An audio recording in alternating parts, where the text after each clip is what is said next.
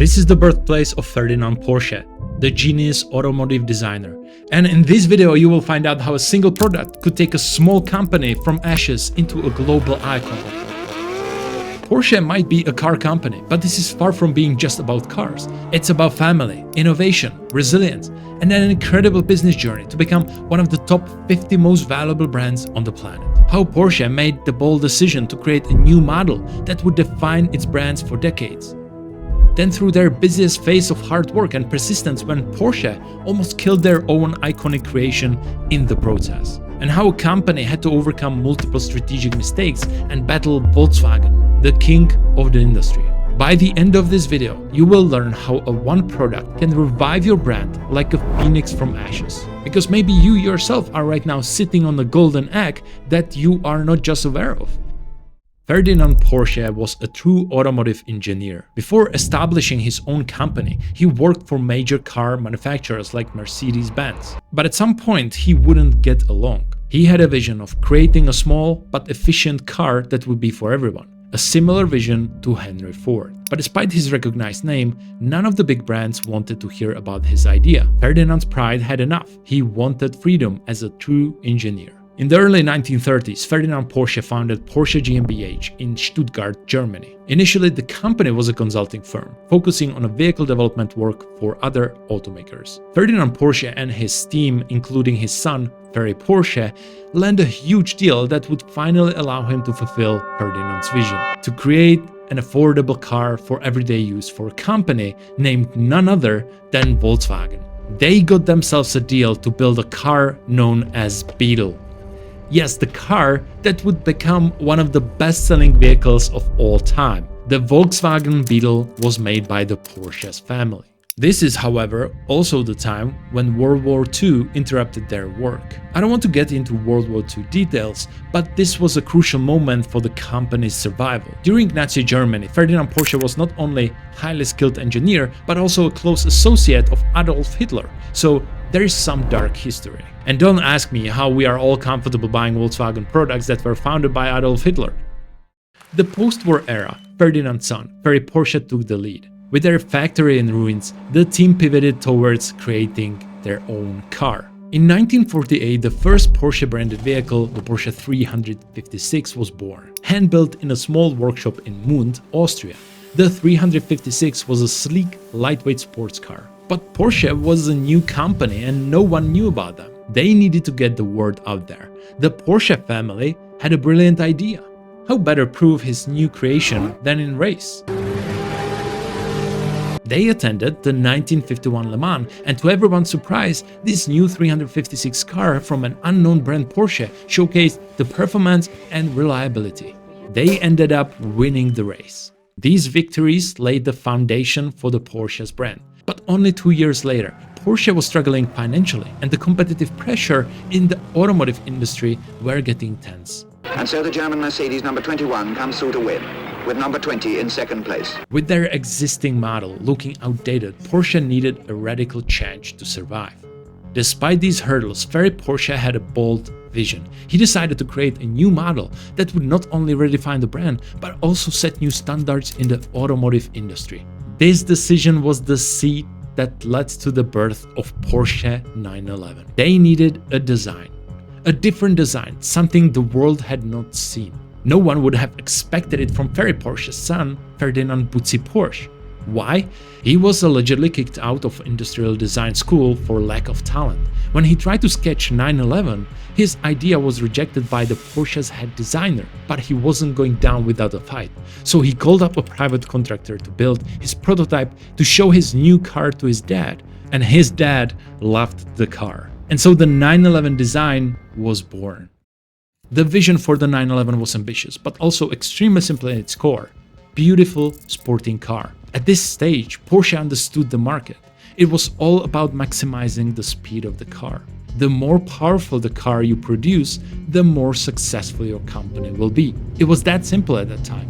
The Porsche team knew how to build the best racing car and then modify it for a day-to-day driving. Something you could call an everyday sports car. You have to understand the 1950s were different times. There were only few sports car professionals. Access to sport cars meant that you probably had a lot of experience with the fast cars, so wealthy people who could afford a fast car were often eligible to enter racing events. That is why it was not rare to see wealthy people or famous people like James Dean racing in a Porsche 550. This is, by the way, photo taken few hours before James Dean's death.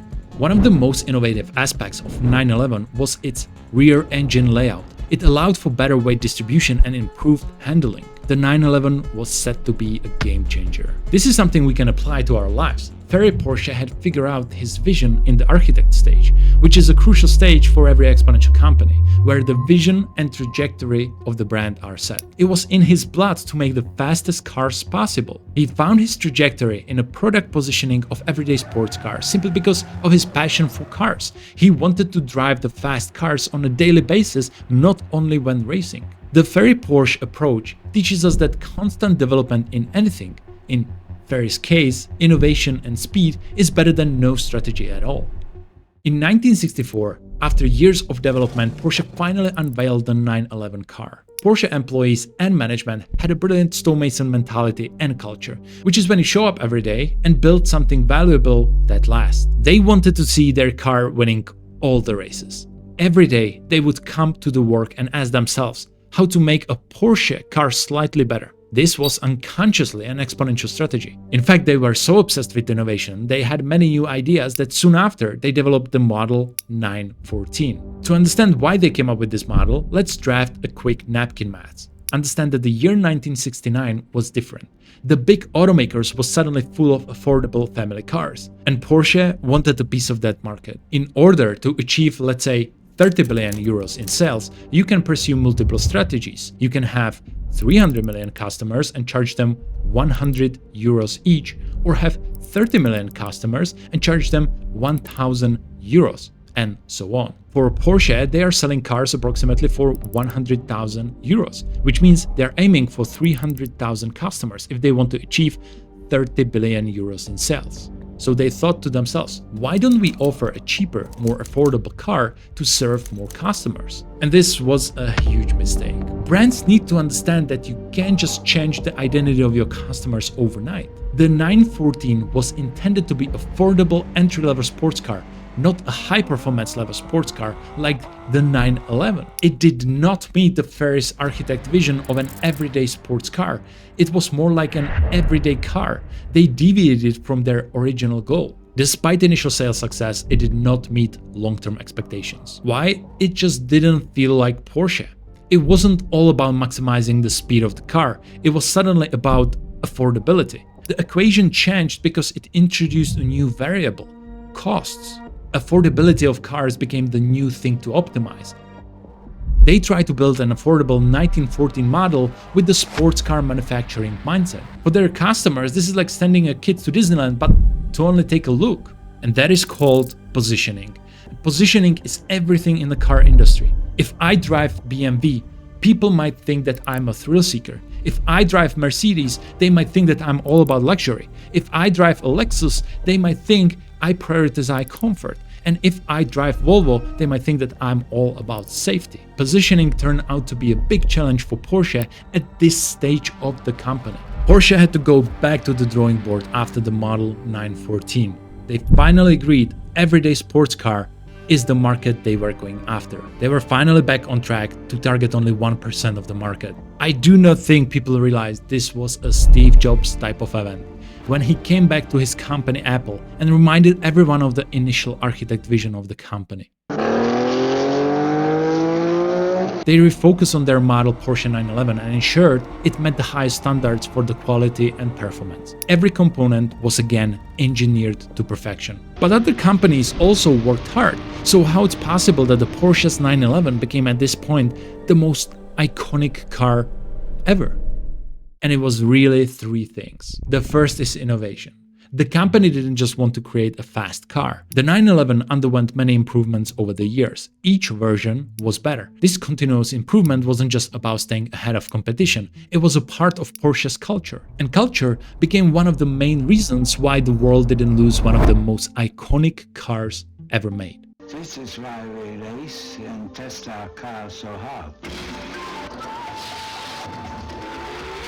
Most of the companies at that time, especially Porsche, followed old-fashioned product cycle. Make a car, improve it, and then move on to designing a new model that you can promote as a completely new car. That way, the model is a must-have that stops your neighbor having the opinion that you drive an old wreck. The company's new CEO, Peter W. Schultz, who took over in 1981, inherited the plan from his predecessor to naturally replace the 911 with the Porsche 928. The management believed that the 928 represented the future of Porsche. Schultz, after assuming a role as a CEO, visited Porsche's production plant and saw a passion and dedication of workers assembling the 911. The culture of the company was so strong that he sensed employees had fallen in love with that car. Schultz and his team knew it would be nearly impossible to address all the regulatory and technological challenges if they continued producing the 911 model.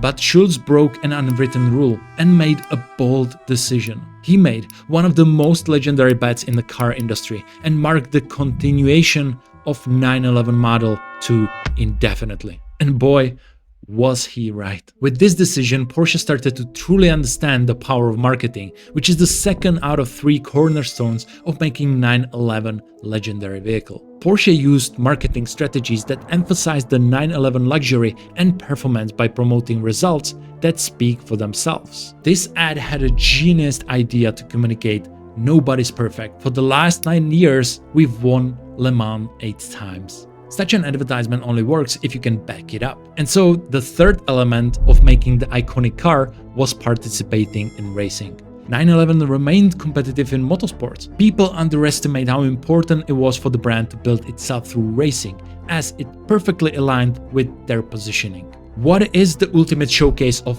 who is the best? In the same way we watch basketball, soccer, or MMA fights to see who is the ultimate sportsman, we also watch racing. Just in this case, the driver uses much more important tool than, for example, sport shoes or boxing gloves. Cars are a big contributor to driver success. Motorsport success was a significant part of 911's identity. From day one, Porsche entered the 911 in races around the world. The car triumphs on the track weren't just a testament of its engineering. They were a powerful marketing tool that enhanced its reputation and credibility. The story of 911's victories at events like 24 Hour of Le Mans and Monte Carlo Rally became legendary. Combining all 3 elements, innovation, powerful marketing, and racing positioning, Schultz's decision to continue the 911 production was spot on. Porsche was involved in one of the wildest stories I've ever heard about stock market acquisitions. Porsche and Volkswagen had worked together in the past many times, but this time, Porsche tried something different. This relatively small car company made a bold attempt to take over Volkswagen, one of the largest car companies. A very ambitious move at best. They borrowed 10 billion euros from the bank and began quietly buying Volkswagen shares. In 2008, Porsche announced that it effectively controlled 50.76% of Volkswagen. German law insisted if you want to take over the whole Volkswagen company, you need at least a 75% stake. But this announcement caused Volkswagen's stock price to skyrocket because the shareholder who had the last 25% of the shares knew Porsche needed them and they wanted to sell them for as much as possible. And this made Volkswagen, for a brief moment, the most valuable company on the planet. Unfortunately for Porsche, this was also the time when the global financial crisis hit in 2008. And the 10 billion euro loan Porsche took suddenly became unsustainable. Negotiations began, and what ended up happening? Uno reverse card. Volkswagen took over Porsche instead. So a valuable lesson: if you want to start a fight, make sure that you can take down the opponent, otherwise the opponent will fight back. Luckily, because of the complicated structure of Porsche, it ended up working for Porsche and Piech families. Not only did they get 8 billion euros from Volkswagen for Porsche's acquisition, Porsche and Piech families also kept their ownership of 32% of Volkswagen shares, worth over 18 billion euros. The expansion of 911 lineup played a crucial role. Porsche introduced the range versions of 911 from Carrera to the Turbo. And I don't want to overshadow the success of other models. The launch of the Porsche Boxster helped to revive company's fortune, there is no doubt. But there's something about Porsche leveraging the legacy of 911 to boost their models in their lineup. In 2003, they expanded their product ecosystem to SUVs like Cayenne and Macan that are the highest selling Porsche vehicles today. We can't forget the luxury sedan, the Panamera, and lastly the Taycan, the Porsche's electric vehicle. However, we should not forget the exponential phase of Porsche's journey underlines the success of 911, which remains the sports car segment along with 718 model. At the bottom of Porsche's 2024 sales, you can see the base layer, the 911 model. It has been the core revenue stream of Porsche since 1964 till this day. How many companies continue selling their model or concept over 60 years? I can only think of this one. What is surprising is that the brand, by capturing 1% of the market, became rated as high as top 50 brands in the world. Porsche is compared among the top luxury car brands like Ferrari and Lamborghini. So there is a simple answer to the question, how do you build a legendary product? Porsche 911 is the longest continuously produced sports car in history. The experts estimate that Porsche 911 models have achieved 30,000 victories over the full span of its life. And so you build it with persistence. If you want to know how by flipping burgers you can build an empire, watch this video.